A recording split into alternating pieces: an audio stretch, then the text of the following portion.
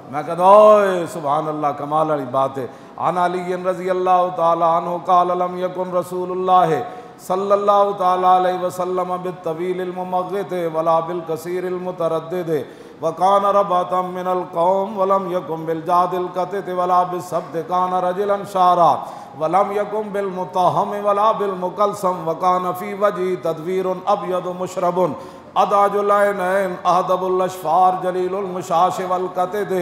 اجرد ذو مسربۃ شسن الکفین والقدمین اذا مشى تقلع کانما ینحط من سبب واذا التفت معا بین کتفیہ خاتم النبوۃ وہو خاتم النبیین اجود الناس صدرا واصدق الناس لہجۃ